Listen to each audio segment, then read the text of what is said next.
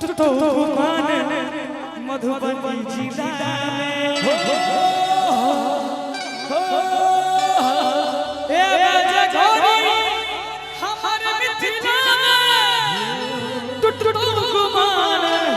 मधुबनी जिला छोड़ो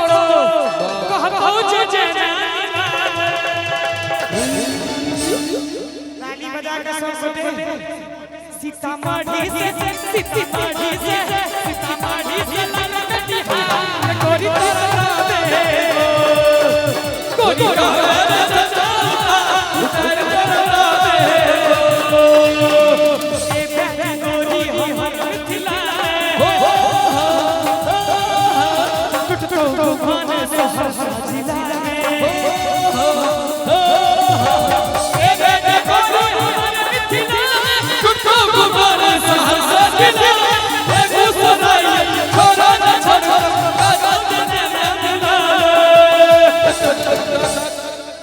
देखियो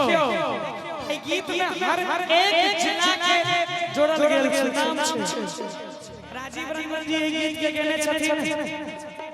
एक बेर जोरदार ताली हुनका लेल बजबाक चाही। एहन गीत गेलखिन जे सब छोड़ गेलै कि बेगूसराय छोड़ दो कहू जे सीतामढ़ी से गोरी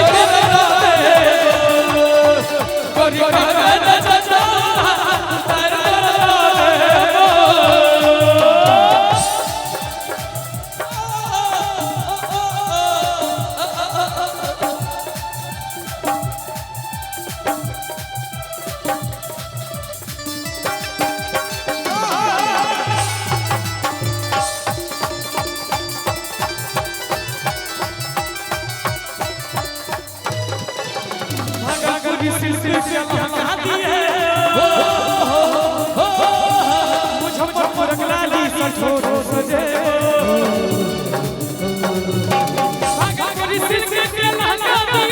मुजफ्फर लाली छोड़ो सजे समस्तीपुर वाली इस समस्तीपुर वाली रानी तोरा हम दिए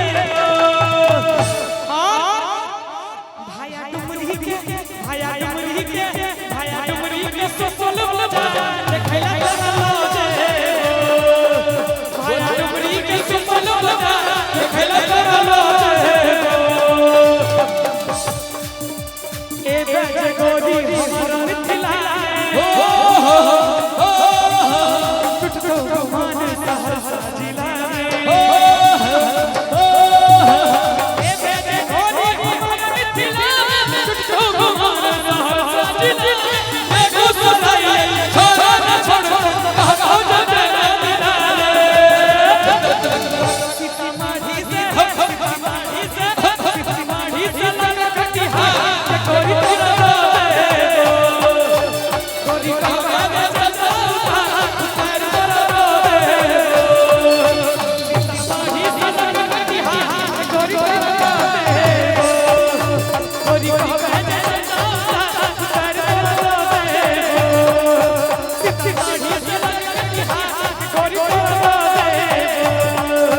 गोरी